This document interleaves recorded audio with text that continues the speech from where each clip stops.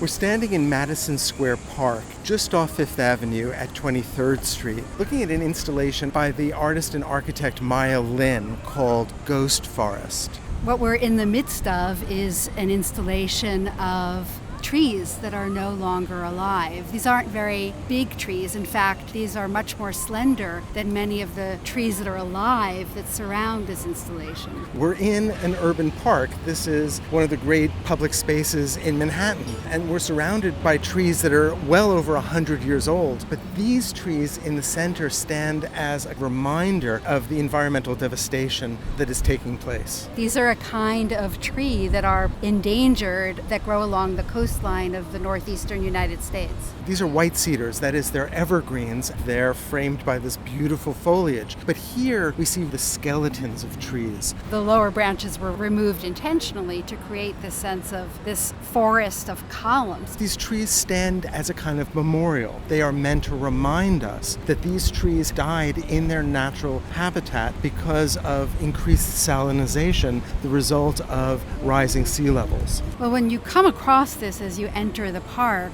it certainly draws your attention, and we immediately ask, what happened here? So in one way, what Myelin is doing is making us aware of something that we might not know about. We know about climate change, but we may not specifically know about its impact on certain species of trees. And I think there is something very powerful about focusing in on one species. We can feel how these were inserted into the earth. The other trees surrounding this installation, we see their roots come up out of the ground, and so we're aware that these are displaced. These have come from somewhere else. The idea that forests of white cedar covered 500,000 acres is a reminder of the majesty of the American landscape and the way that artists since the 19th century have focused on representing that grandeur. We can go back to the first environmentally aware American artist, Thomas Cole. We can think about Cole's The Hunter's Return, where the foreground is filled with felled trees. So the impact of man on the environment at this very early history of the United States. But where Thomas Cole and other painters of the 19th century often represented man's slight encroachment into the vastness of an imagined untouched wilderness, here Myelin is reminding us that the industrial footprint of the United States has covered almost the entire continent,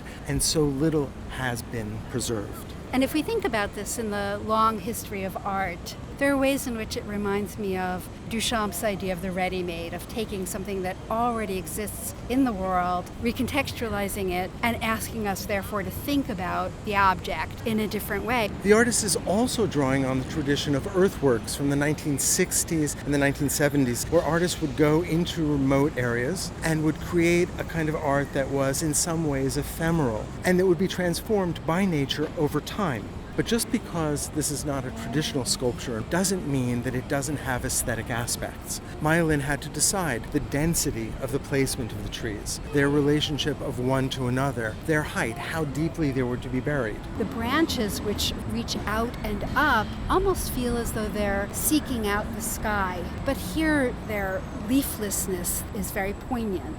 These trees, after all, were uprooted. They were carefully graded and brought into Manhattan and then placed upright, buried in the ground. And the Conservancy has added the sounds of birds and wildlife that would have originally occupied Manhattan. And so we can, in some ways, be transported back in time before all these skyscrapers were here and try to imagine what Manhattan was like before man transformed it so.